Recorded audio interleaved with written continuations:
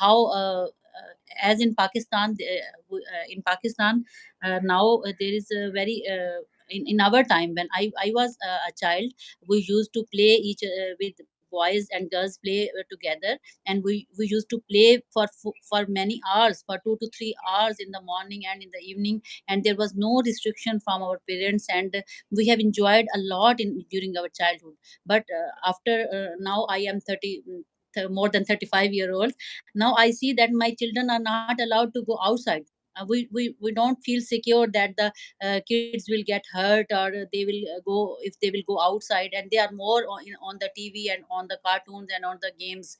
So what you see, your children, now you have children, and during your childhood, what was the environment, and how this environment has been changed in your country as well or not? I love that question. I really love that question.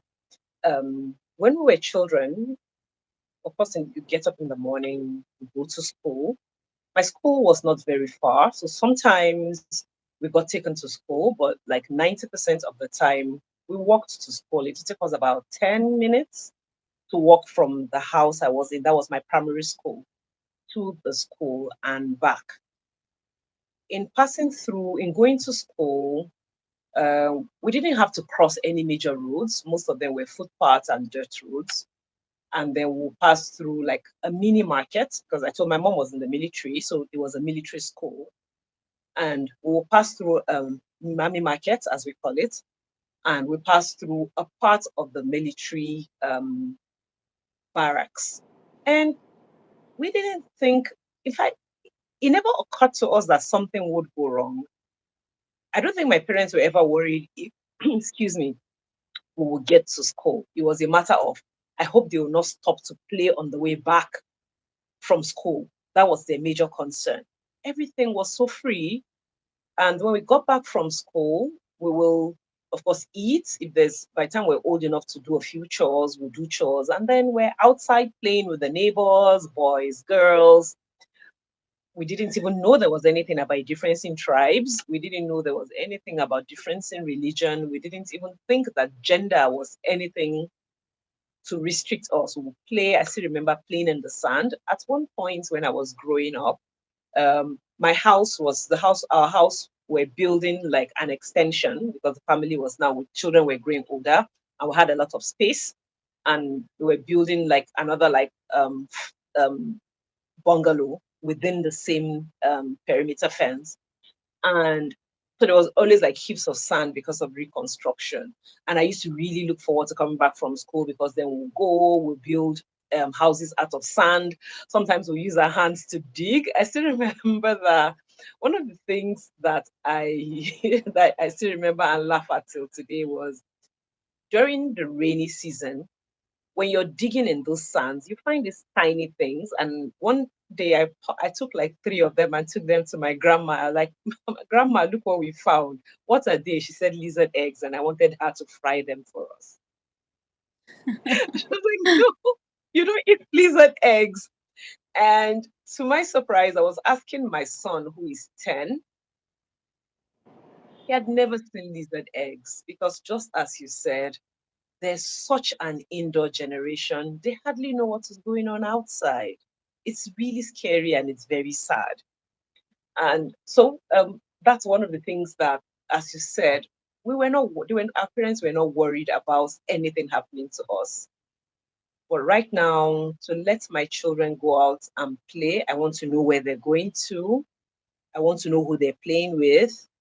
And I tell them if you need to go from that friend's house to another friend's house, come home and tell me or call me before you go anywhere because we're so worried that something would happen to them.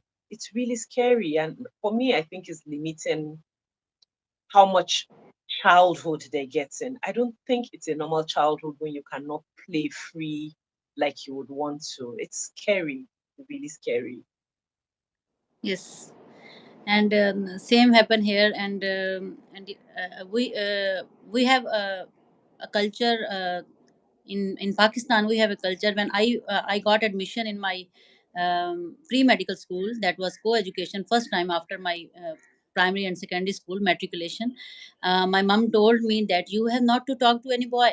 You must be careful that you are, you should, you have limits, you have some boundaries. And after making these 2 years of free medical, I got admission in medical college. And I remember my mom always told me that remember that I am not going to see you or watching you in hostel or in college, but your Allah is going to see you. You have your boundaries, and remember your boundaries. You are a girl. You are not, you have no right to enter in any room of even in your professor's room with alone, as there is shaitan always with you. So I was very feared about that. And I spent my whole 5 year of medical school with that fear that I used to talk with boys. I used to have different extracurricular activities like speeches and games and all the things. But I always remember that I have my religious boundaries, and I cannot go for that beyond that. But that training that I got from my mother and from my house, I am going to see that now in the same medical school, in the same medical college, the traditions are going to be changed very fastly, as as the culture of internet and social media in Pakistan is like epidemic.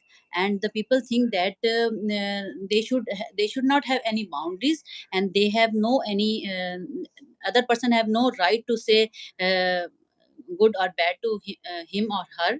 And the things are changed very fastly within 5 to 10 years, as I have seen.